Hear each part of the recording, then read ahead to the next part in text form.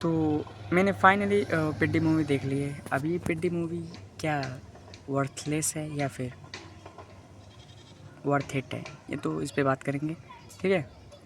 And बात करेंगे रामचरण की एक्टिंग, रामचरण की फ़ैन फॉलोइंग के बारे में, जो कि थिएटर में भाई साहब देखने लायक थी, ठीक है। ये हिंदी वर्जन में भी अवेलेबल थी। एंड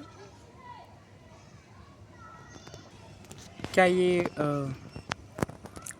आई मीन ये मूवी देखने लायक है या नहीं, इस पर बात करेंगे फ़िलहाल। तो रामचरण की फ़ैन फॉलोइंग के बारे में अगर मैं बात करूँ तो भाई साहब नेक्स्ट सुपरस्टार, ठीक है। हाँ, क्योंकि जितने भी अब इनके सामने थे, अब इनकी कंपटीशन सूर्या वगैरह से ही होगी, मुझे जहाँ तक लगता है सूर्या एनटीआर से ही, क्योंकि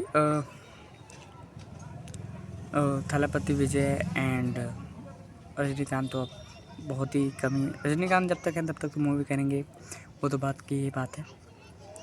तो फिलहाल पेड्डी मूवी की बात करते हैं। कहानी क्या है, कहानी क्या कितना इम्पैक्ट डालती है, एंड ये मूवी कितना लेंथी है, क्या ये मूवी देखने लायक है या नहीं, ये इस पे बात करते हैं फ़िलहाल। तो ये इसकी स्टोरी ये है कि एक गरीब परिवार का होता है पेड्डी, जो हर स्पोर्ट खेलना जानता है, चाहे कबड्डी हो गया, टेनिस, वटेवर, कुश्ती, क्रिकेट, जो भी हो गया। एंड वो अपने एरिया में पेड्डी के नाम से फेमस होता है, पूरे गांव में पेड्डी के नाम से बोलते हैं, पेड्डी सर इवन उसे कहते हैं। एंड इसकी स्टार कास्टिंग की अगर मैं पहले बात कर लूँ, कहानी अभी थोड़ी देर में रोकता हूँ। स्टार कास्टिंग में है बबन ईरानी, रवि किशन भी थोड़ी देर के लिए नज़र आएंगे। एंड बमन ईरानी, पेड्डी, मुन्ना भैया जो कि मिर्ज़ापुर, जिसका नाम है दिवांशु नाम है, आई थिंक दिवांदु नाम है या दिवांशु नाम है, ठीक है। उनकी फ़ैन फॉलोइंग तमिल में भी थोड़ी तगड़ी है, क्योंकि इवेंट में मैं जब उनकी इंटरव्यू देख रहा था तो काफ़ी अच्छी थी भाई फ़ैन फॉलोइंग। तो लोग डिमांड कर रहे थे भाई मिर्ज़ापुर का एक डेवलप हो जाए, ठीक है, कुछ अच्छा सा।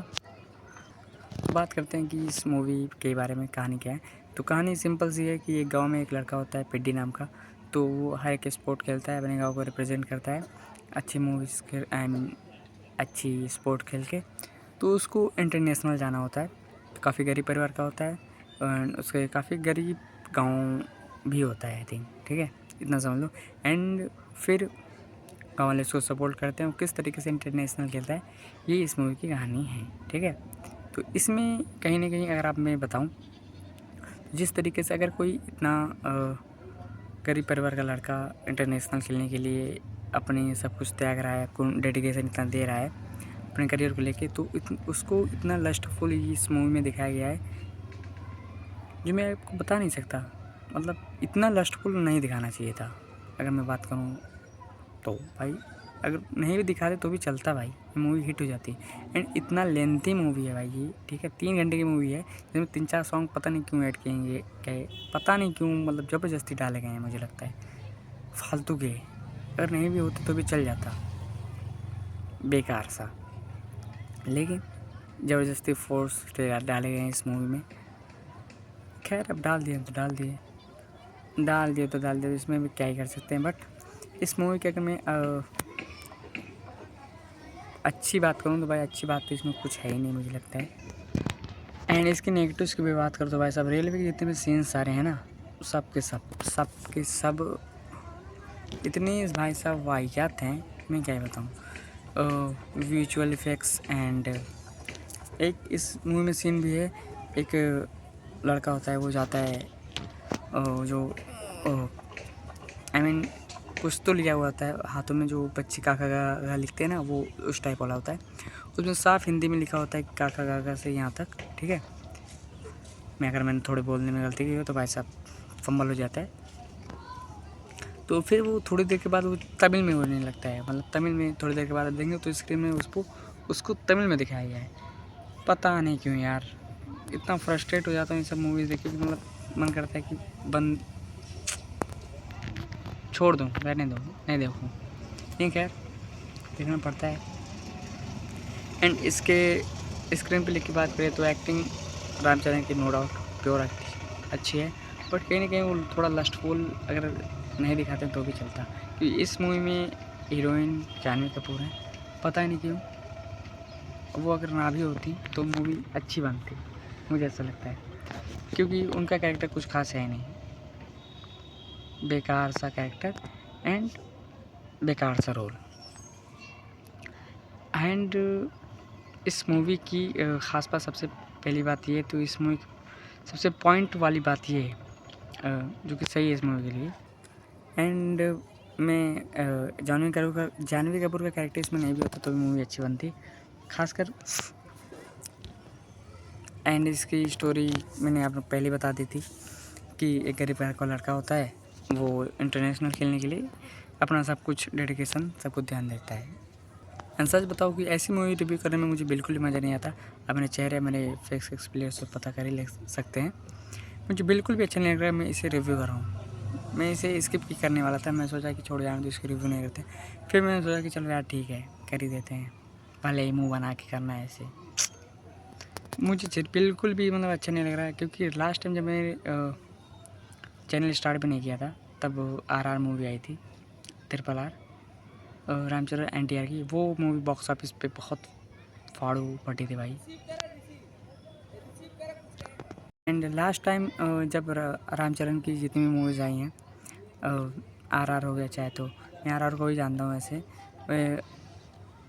एंड कोई ऐसी थिएटर में उनकी मूवीज़ बहुत कम आई हैं जो चली हों 500-600 करोड़ के पास। वो तो इसलिए चल गई क्योंकि भाई साहब उसमें डायरेक्टर SS राजामौली, स्टोरी बहुत ही अच्छी थी। अदरवाइज़ वो भी पीटी जाती कहीं ना कहीं अगर कोई डायरेक्टर और होता तो। NTR के उसमें भाई साहब RR की सबसे प्लस पॉइंट थी कि उसमें director SS Rajamouli and NTR थे, क्योंकि अपने बेसिक प्रिंसिपल्स मतलब ये समझ लो कि डिसिप्लिन में ही थे। वो जानते थे कि भाई साहब कहाँ से स्टोरी कहाँ शुरू करनी है, कहाँ से ख़त्म करनी है। बहुत अच्छी स्टोरी थी RR RRR।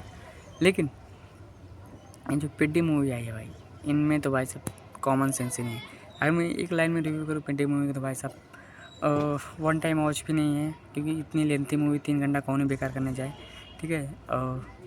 तो मत ही देखना यार, ठीक है। थोड़ा 2 घंटे की मूवी होती तो मैं बोलता कि वन टाइम वॉच है, लेकिन 3 घंटे नो वे, कभी मत जाना देखने, ना तुम्हारा कट जाएगा भाई। समझला तो भोजपुरी में बोल दी है। एंड रामचरण की जहाँ मैं बात करें तो रामचरण अभी उनका मैंने इंटरव्यू देखा था, तो इंटरव्यू में बोलते थे कि who is your favourite, interview में उनसे पूछा गया था who is your favourite cricketer, तो उन्होंने बोला था